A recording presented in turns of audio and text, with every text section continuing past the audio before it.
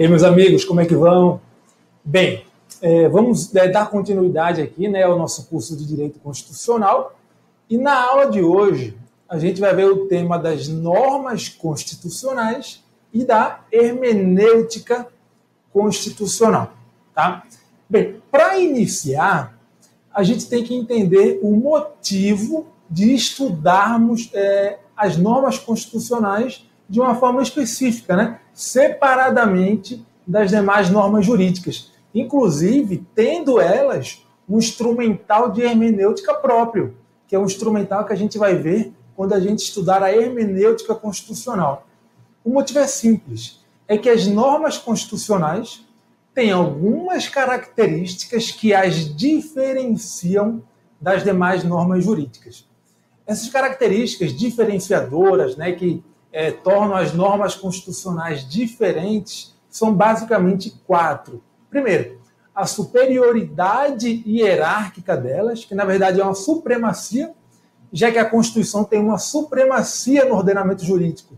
Ela ocupa o ápice da pirâmide normativa keynesiana. A segunda característica é o conteúdo político das normas constitucionais. As normas constitucionais, né, é inerente a elas um conteúdo político. Por quê? Porque elas limitam o exercício do poder pelo Estado e legitimam o exercício desse poder. Então, como ela diz de que forma o poder deve ser exercido, o poder político, ela tem um caráter político.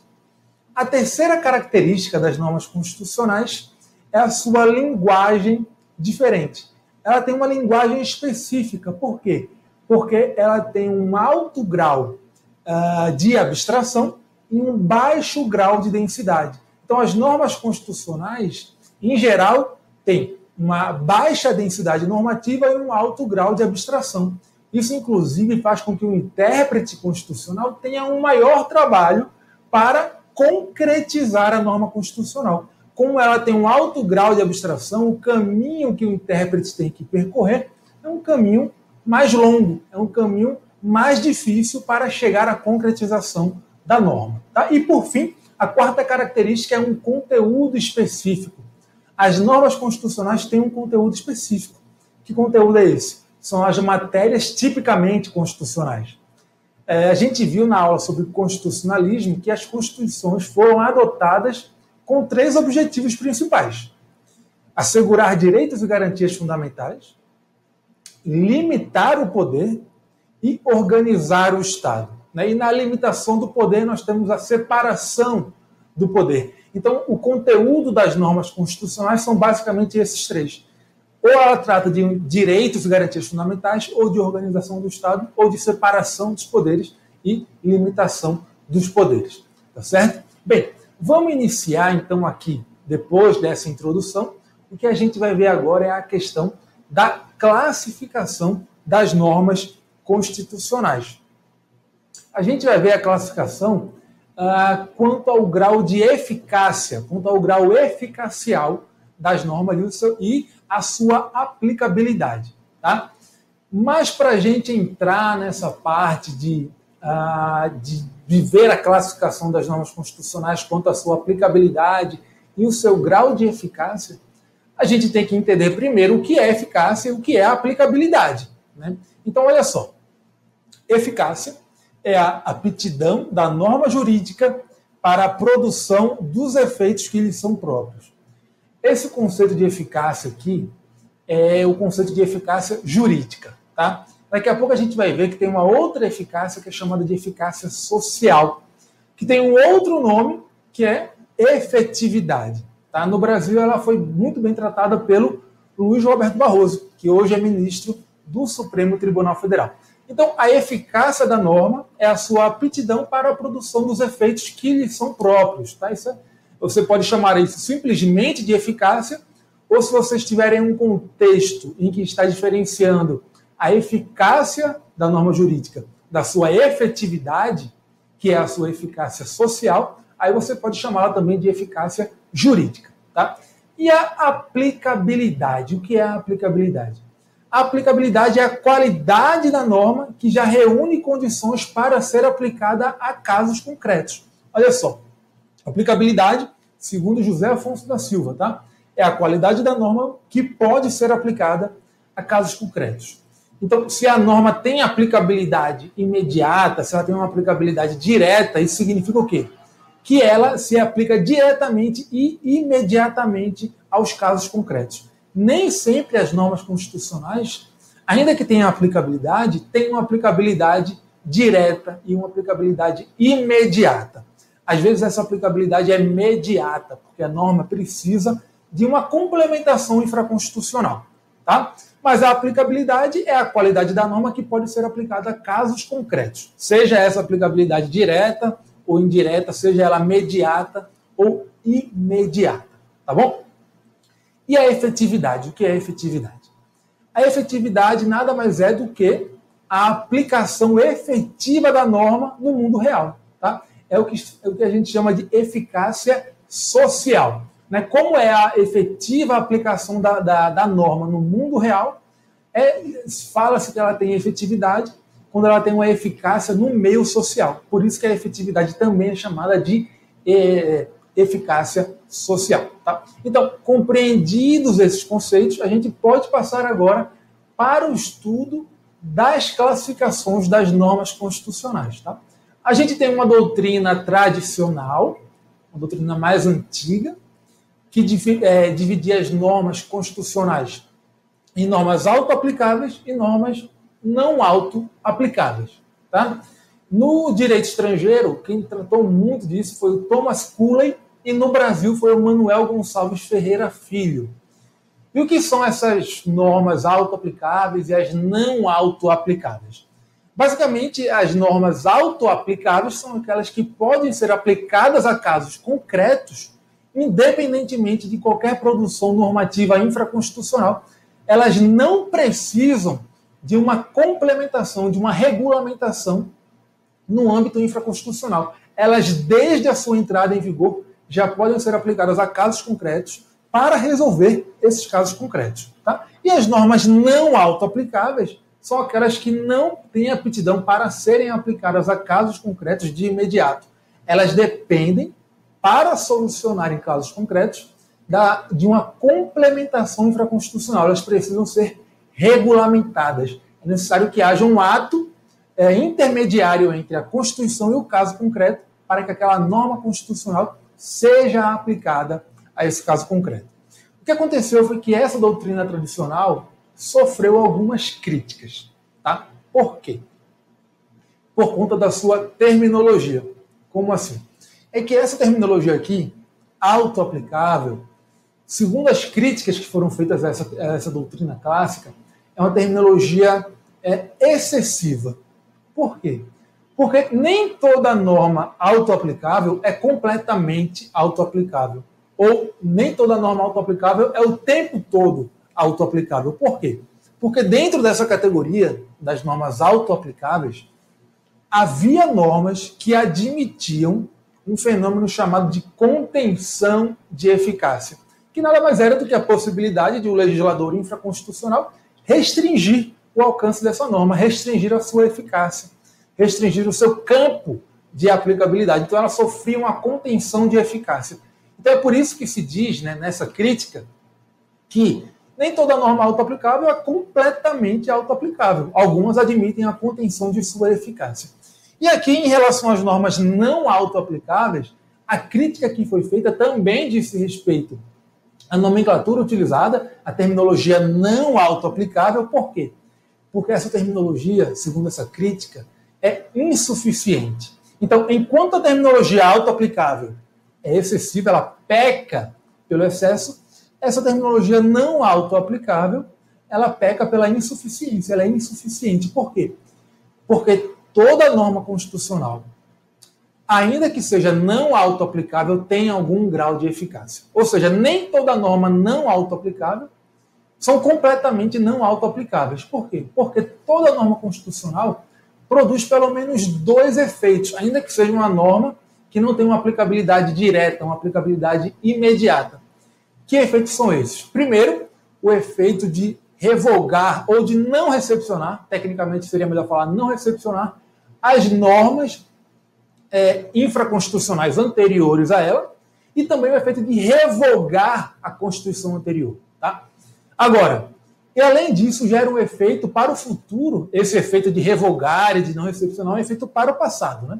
Só que elas também, qualquer norma constitucional, gera um efeito para o futuro, que é o efeito de inibir a produção normativa infraconstitucional que seja contrária a ela. Então, o legislador infraconstitucional não pode produzir uma norma que seja contrária a alguma norma da Constituição, ainda que seja uma norma constitucional não auto-aplicável. Enfim, foram feitas essas críticas por conta da terminologia empregada.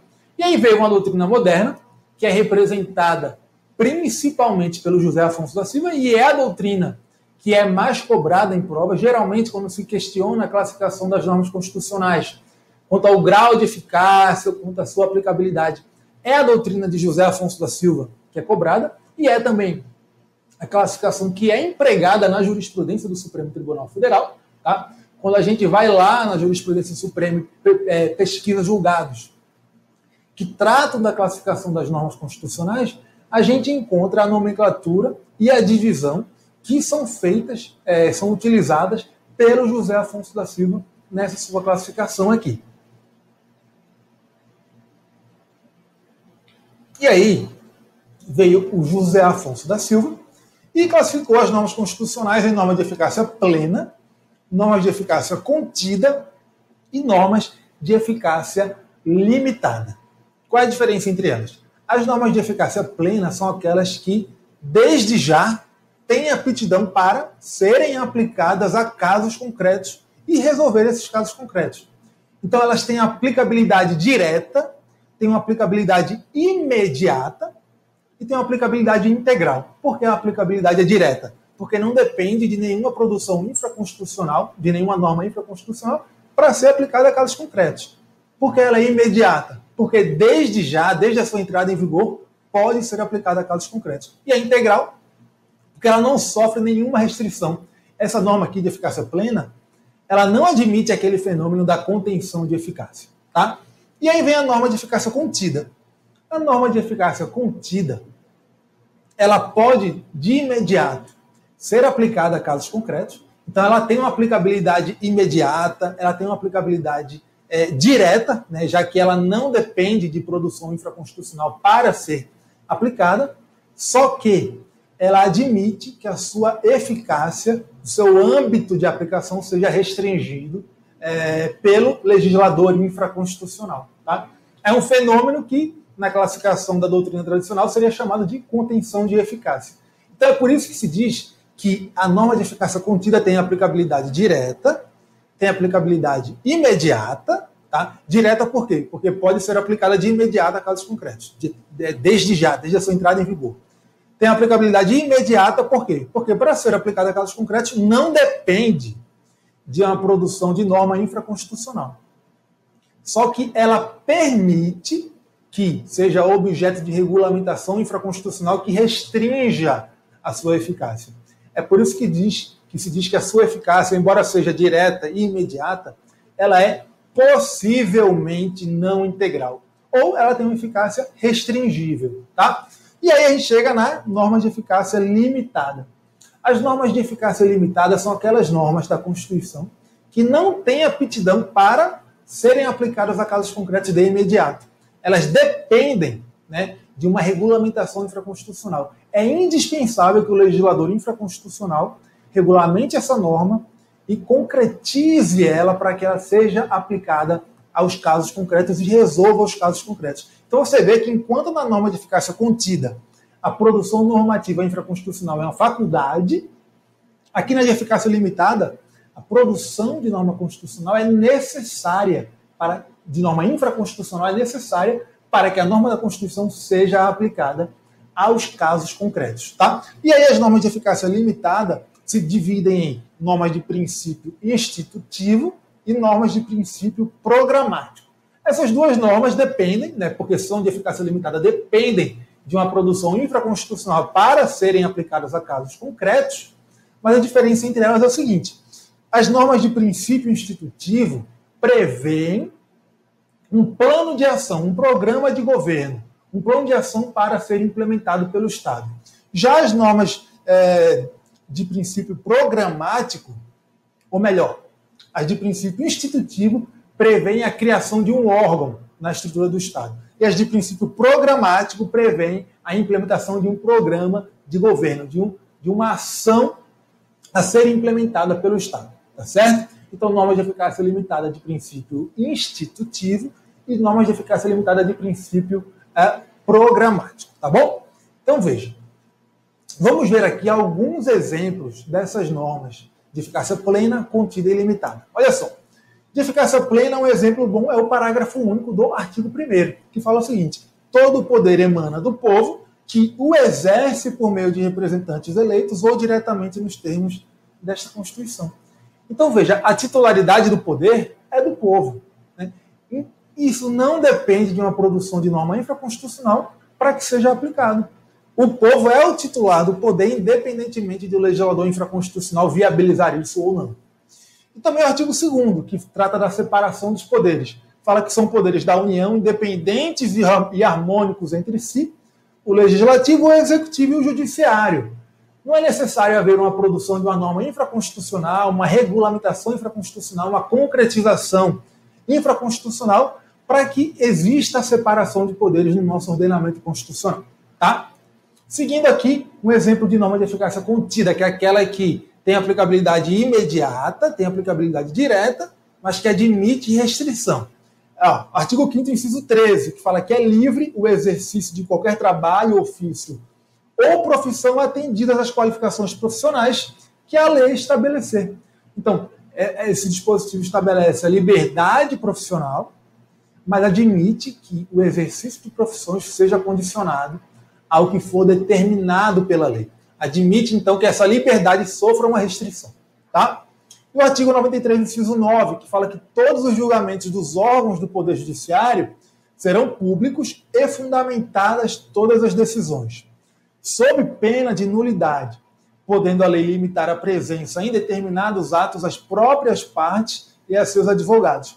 Então, veja, esse dispositivo prevê o quê? Prevê a publicidade dos atos do Poder Judiciário. Então, os atos serão públicos, tá? Independentemente de produção de qualquer norma infraconstitucional que diga como será feita essa publicidade. Só que essa publicidade pode sofrer uma restrição nos termos da lei. Tá certo? Por quê? Porque a lei pode limitar a presença em determinados atos às próprias partes e seus advogados, ou somente aos advogados nos casos em que a preservação do direito à intimidade do interessado no sigilo não prejudique o interesse público à informação. Então, se em uma situação em que se pondere o interesse à informação e à publicidade e o interesse de intimidade, o direito de intimidade de quem está interessado no sigilo, se o sigilo não prejudicar o interesse público, ele pode prevalecer, tá? Mas nos termos em que for regulamentado em lei. A lei pode limitar a publicidade dos atos do Poder Judiciário, tá bom? E aí, a gente chega nos exemplos de normas de eficácia limitada. Tá? Primeiro, de princípio institutivo, que é aquela norma de eficácia limitada que prevê a criação de um órgão na estrutura do Estado. A gente tem o artigo 134, parágrafo 1º, que fala da Defensoria Pública. Né? Ele prevê a Defensoria Pública, mas ele não cria de imediato a Defensoria Pública. Isso depende de lei. Olha só o que fala. Lei complementar organizará a Defensoria Pública da União e do Distrito Federal e territórios e prescreverá normas gerais para a sua organização nos estados. Então, veja, esse dispositivo previu a Defensoria Pública no nosso ordenamento jurídico, mas não criou. Ele disse que isso deveria ser feito por lei. Então, é uma norma de eficácia limitada, que depende de uma lei para ser concretizada, e é de princípio institutivo, porque prevê o quê? A criação de um órgão na estrutura do Estado. Tá? E agora, uma norma de eficácia limitada de princípio programático. Olha só, o artigo 201, que prevê o quê? Prevê a Previdência Social. Fala que a Previdência Social será organizada sob a forma de regime geral de caráter contributivo e de filiação obrigatória, observados critérios que preservem o equilíbrio financeiro e atuarial e atenderá nos termos da lei. Então, esse dispositivo prevê a existência de uma Previdência Social no nosso ordenamento jurídico, mas diz que ela deverá ser estabelecida, organizada nos termos da lei. Prevê que a lei deverá dizer o que a Previdência Social vai fazer, o que ela irá atender, tá certo? Então, veja, esses foram exemplos. É muito comum cair nas provas exemplos. A questão traz lá uma norma da Constituição e pede para você dizer se essa norma de eficácia plena, contida ou limitada. Isso aí acontece muito. Tá? E aí, é necessário que você vá treinando isso na resolução de questões. Por quê? Porque nem sempre é fácil você identificar se a norma de eficácia plena, contida ou limitada. É necessário que você vá estudando e aí a cada caso, de cada dispositivo da Constituição, você vai saber se é de eficácia plena, contida ou de eficácia limitada. Tá? Bem, além dessa classificação do José Afonso da Silva, na doutrina existem algumas outras classificações interessantes e duas se destacam pela sua particularidade, pela sua importância. Primeiro, as normas de eficácia absoluta. É uma classificação da Maria Helena Diniz. As normas de eficácia absoluta, na classificação lá da Maria Helena Diniz, seriam basicamente as normas que têm uma aplicabilidade direta e imediata, só que são aquelas normas acobertadas por cláusula pétrea. Então seriam normas da Constituição que não podem ser alteradas. Tá? Qual é o grande problema dessa classificação norma de eficácia absoluta? Se a gente adota essa classificação em um contexto que classifica as normas da Constituição de acordo com o seu grau de eficácia. É que essa classificação em eficácia absoluta leva em conta, tem como critério não o grau de eficácia e a aplicabilidade da norma, mas sim a sua alterabilidade. Então essa crítica pontual é feita a essa classificação. Tá? Mas é importante saber, é da Maria Helena Diniz. Tá? E aqui, normas de eficácia exaurida. Basicamente são aquelas normas que já tiveram a sua eficácia exaurida. Elas já produziram os efeitos que deveriam produzir. São normas típicas do ADCT. Tá? Um bom exemplo é o artigo 3º do ADCT, que previu o quê? A revisão constitucional, para ser feita após 5 anos de vigência da Constituição Federal. A revisão já foi feita. Então, aquela norma que previa a revisão constitucional já teve sua eficácia exaurida. Tá bom? E uma observaçãozinha importante sobre essa questão de aplicabilidade das normas constitucionais é a seguinte: isso já caiu em prova, é um detalhezinho que pode passar despercebido, tá? Que é o seguinte: a aplicabilidade da norma constitucional não é a mesma coisa que a aplicação da norma, tá? Veja, quando a gente fala em aplicabilidade, uma aplicabilidade imediata, uma aplicabilidade direta, a gente está falando o quê? Da classificação das normas constitucionais de acordo com o seu grau de eficácia, né? Muito conhecida na doutrina do José Afonso da Silva. Tá? Agora, isso não é a mesma coisa que aplicação imediata. Então, veja, aplicabilidade imediata não é a mesma coisa que aplicação imediata. E de onde é que surge essa diferenciação? Por que nós temos necessidade de fazer essa diferenciação aqui? Por conta do artigo 5º, parágrafo 1º da Constituição, que fala o seguinte: as normas definidoras dos direitos e garantias fundamentais têm aplicação imediata. Isso significa que todas as normas que prevêem direitos fundamentais têm aplicabilidade imediata, então elas seriam sempre ou normas de eficácia plena ou normas de eficácia contida e nunca normas de eficácia limitada? Não. Não significa isso. Existem direitos fundamentais previstos em normas de eficácia limitada. Existem vários. Então, veja, o artigo 5º, parágrafo 1º, não significa que todo direito fundamental está consagrado na Constituição em uma norma de eficácia plena ou em uma norma de eficácia limitada. Por quê? Porque a aplicação imediata não é a mesma coisa que a aplicabilidade imediata. A aplicabilidade imediata é a aptidão da norma da Constituição para, independente de qualquer espera, né, de imediato, desde a entrada em vigor da norma, ela seja aplicada a casos concretos. Então, a aplicabilidade imediata é a aptidão da norma para, desde a sua entrada em vigor, desde o seu nascimento, ser aplicada a casos concretos. Já a aplicação imediata não significa isso. A aplicação imediata significa o seguinte: se por acaso uma norma que define um direito fundamental. E aqui eu falo em direito fundamental porque essa aplicação imediata está prevista aqui para os direitos fundamentais na Constituição, nesse dispositivo específico, artigo 5º, parágrafo 1º. Então, se uma norma que prevê um direito fundamental não é observada, quem está sendo prejudicado pela inobservância dessa norma pode exigir o seu cumprimento, né, a sua observância, judicialmente. Então, imagine, por exemplo, uma norma de eficácia limitada que prevê um direito fundamental. Então, essa é uma norma que depende de uma regulamentação infraconstitucional para ser aplicada a casos concretos.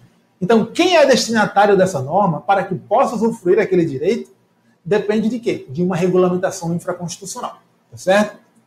Imagine que o Estado, o poder público, não edite essa norma infraconstitucional e o titular, o destinatário daquele direito, daquela norma que prevê aquele direito fundamental, fica prejudicado, ele fica impedido de exercer aquele direito. O que ele pode fazer? Ele pode judicialmente exigir que aquela norma seja concretizada e o seu direito seja respeitado. E como é que ele vai fazer isso? Ele vai fazer isso por meio do mandado de injunção, tá? Que é um remédio constitucional que existe para sanar, curar a chamada síndrome de inefetividade das normas constitucionais, que é uma síndrome que ataca as normas constitucionais de eficácia limitada. Né? Por quê? As normas de eficácia limitada são aquelas que dependem de quê? De uma complementação infraconstitucional para serem aplicadas a casos concretos. Né? Então, o destinatário de uma norma de eficácia limitada, se não tem a norma infraconstitucional editada, fica impedido de exercer os seus direitos. Mas como a norma que garante o direito fundamental tem o quê? A aplicação imediata, ele pode ir a juízo e exigir que ela seja concretizada. Então, a aplicação imediata é a possibilidade de exigir que aquela norma seja efetivamente cumprida de imediato. E o destinatário da norma pode, inclusive, exigir isso judicialmente. Ele pode se valer de meios judiciais para exigir isso. Tá bom? Bem, é isso. A gente vai encerrando aqui o bloco 1 da aula. No próximo bloco, a gente vai entrar na parte de hermenêutica constitucional. Tá bom? Valeu, até lá.